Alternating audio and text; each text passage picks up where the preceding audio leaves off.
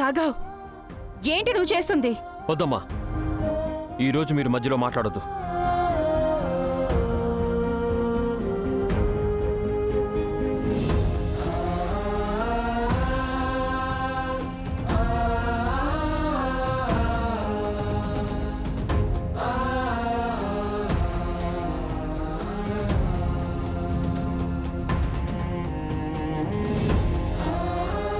అదిగో వచ్చేశాడు నీ ప్రేమికుడు.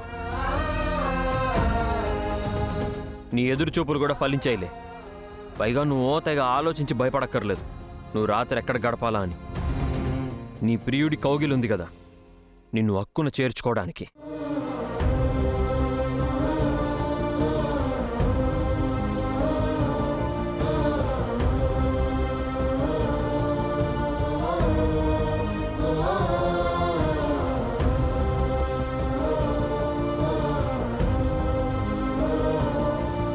నేను బబ్లీ బిడ్డకి తండ్రిని.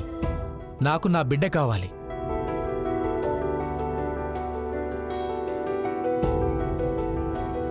ఉన్నతి, నువ్వు వచ్చేసావా? చూడు నేనేం తీసుకొచ్చాను. ఇదే మనం స్టోర్లో చూసిన ఫస్ట్ది. జస్ట్ ఇప్పుడే డెలివరీ చేసి వెళ్ళారు. కానీ ధ్రువ్, మనం ఇవన్నీ కొంచెం తొందరగా తీసుకున్నట్టు లేదు. ఉన్నతి, ఇలా నీకు మాత్రం అనిపిస్తుంది, కానీ తర్వాత ఇవన్నీ తీసుకోవడానికి టైం దొరకదు. కానీ ధ్రువ్, ఈసారి నేను ఉన్నతి చెప్పిందంతా పూర్తిగా అంగీకరిస్తున్నాను. నువ్వు అనవసరంగా బిడ్డ పుట్టక ముందే ఇంత డబ్బుని ఖర్చు పెట్టేస్తున్నావు. అప్పుడప్పుడు నాకేమనిపిస్తుందంటే నీకొచ్చింది ఉద్యోగంలో ప్రమోషన్ కాదు, ఏదో అల్లాద్దీన్ దీపం దొరికినట్టు. ఎప్పుడంటే అప్పుడు నువ్వు దాన్ని తీయటం, నువ్వు అనుకున్న ప్రతి వస్తువు నీ ఎదురుగా కొనేయడం. అలాంటిదేం లేదు. అది ధ్రువ్, సుమా, ప్రతి బిడ్డ తన భాగ్యాన్ని తనే రాసుకొని వస్తాడు. పైగా నాకేమనిపిస్తోందంటే ధ్రువ్ ఇంకా ఉన్నతిల బిడ్డ వీళ్ళ జీవితాల్లోకి రాకముందే వీళ్ళకి బోల్డని సంతోషాలు తెస్తాడేమో అనిపిస్తోంది. ఏమైంది, నీకు ఉయ్యాలు నచ్చలేదా? లేదు లేదు, ఇట్స్ వెరీ క్యూట్ ధ్రువ్ కదా.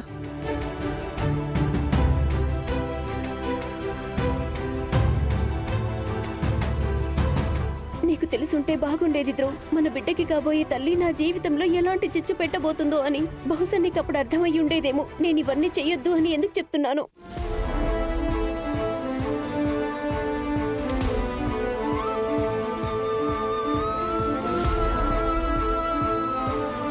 మీరేమన్నారు రోహిత్ని? నా ప్రియుడనా? అవును. ఎవరితో అయితే రాత్రి గడపడానికి హోటల్లో రూమ్ బుక్ చేసుకున్నావో అతన్ని ప్రియుడు అని అంటారు.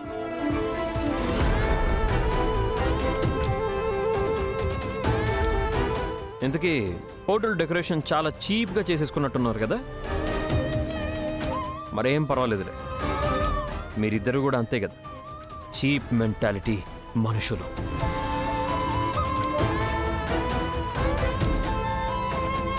నీకు రిపోర్టింగ్లో ఏమన్నా అవార్డు వచ్చినా రాకపోయినా ఈ సిగ్గుమాలిన పనులు చేయడంలో ఖచ్చితంగా అవార్డు ఇచ్చి తీరాలి. ఎందుకంటే నువ్వు ఇలాంటి పనులు చేయడంలో చాలా పెద్ద పెద్ద. ఆపండి రాఘవ్, అనాలంటే నేను కూడా ఈ టైంలో చాలా అనగలను. అసలు మీకున్న ఈ కోపంలో మీకేమైనా అర్థం అవుతుందా ఏంటి? నేనేమన్నా తేడా ఉండదు. మీరు ఎప్పుడు చేసేది ఇదే కదా, ప్రతి చిన్న విషయాన్ని చాలా పెద్ద చేసేస్తారు. ఆ తర్వాత కోపంలో ముందు కంటే కూడా నన్ను ఎక్కువగా ఇన్సల్ట్ చేసేస్తారు. అసలైన బంధాల్లో సంజాషీలు చెప్పాలన్నా ముందు రెస్పెక్ట్ ఉండాలి, నమ్మకం ఉండాలి. కానీ మన మధ్యలో ఎప్పుడూ అలాంటి బంధం ఏర్పడలేదు. దానికోసమే నేను ఎన్ని ప్రయత్నాలు చేస్తున్నా సరే. నేను కూడా ప్రయత్నం చేశాను, కానీ నువ్వేం చేసావు?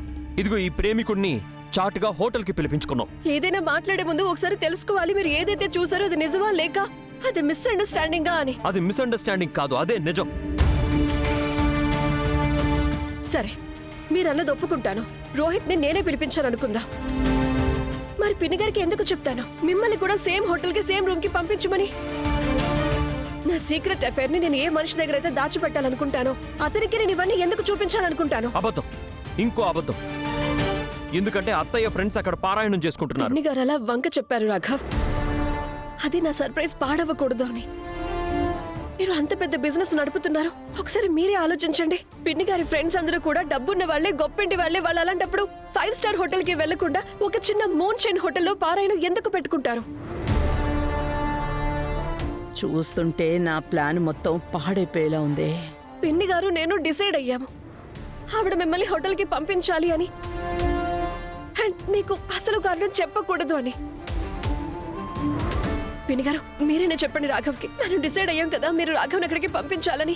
ఆయన కళ్ళకున్న ద్వేషం అనుమానం అనే గంతలు ప్లీజ్ మీరే తీసేయండి అండ్ ఆయనకి మీరే చెప్పండి. అతయ్య తను చెప్పేది నిజమేనా? నిజమే చెప్తుంది, అక్షరాలా నిజమే చెప్తుంది. తను నీకోసం ప్లాన్ చేసింది, అందుకే నేను అనుకున్నాను నీకు హెల్ప్ చేస్తానని. ఒక్క నిమిషం అత్తయ్య గారు, మనం టాపిక్ నుంచి డైవర్ట్ అవుతున్నాం. అండ్ రాఘవ్ బ్రో, ఈ గొడవ మొత్తంలో మిమ్మల్ని మీరే విలన్ అనుకునే ముందు ఇంకొకటి అర్థం చేసుకోవడం కూడా ముఖ్యమే. మీరు ఆ హోటల్ రూమ్ లో ఏదైతే చూసారో అది నిజం కూడా. ఒకవేళ రేఖ రోహిత్ అక్కడికి పిలిచి ఉండకపోతే మరి రోహిత్ అసలు ఆ హోటల్ రూమ్ కి ఎలా వచ్చాడు?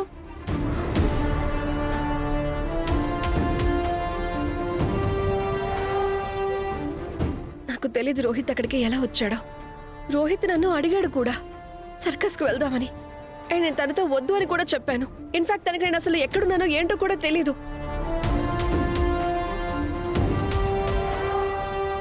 నన్ను అక్కడికి రేకేం పిలవలేదు. చూడండి, రేఖ గారి ఇక్కడికి ఏదో పని మీద వచ్చారు మూన్ షైన్ హోటల్కి, కానీ హఠాత్తుగా కళ్ళు తిరిగి పడిపోయారు. నాకు మేనేజరే కాల్ చేసి చెప్పాడు రేఖకి ఒంట్లో బాలేదని. అండ్ తను రూమ్లో కళ్ళు తిరిగి పడిపోయిందని. ఏంటి? అది విని నేను ఆ హోటల్కి వెళ్ళిపోయాను.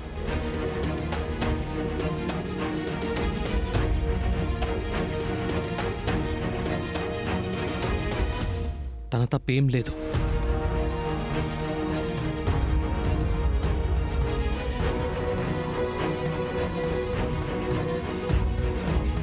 నాకెవ్వరి కథలు వినాలని లేదు.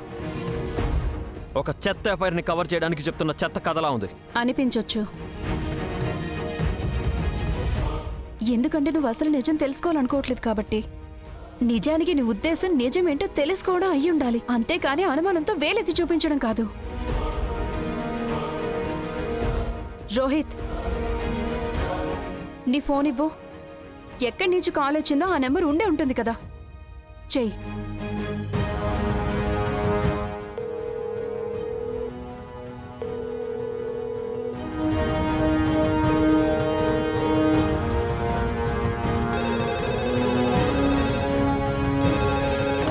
Hello hello, moon shine hotel? కాదు మేడం, రాంగ్ నెంబర్. ఇదేం హోటల్ గిటల్ కాదు. ఒక్క నిమిషం బాబు, ఫోన్ పెట్టేయద్దు. ఈ నంబర్ నుంచి మా అబ్బాయికి ఫోన్ వచ్చింది. ఇది ఎవరి నెంబరో కొంచెం చెప్తారా?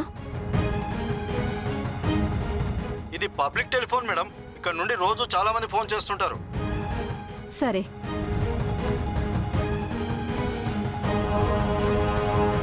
ఎవరికి అనిపించినా అనిపించకపోయినా ఇప్పుడు నాకు అంతా క్లియర్గా అర్థమవుతుంది ఇది ఎవరు పనిన కుట్రో.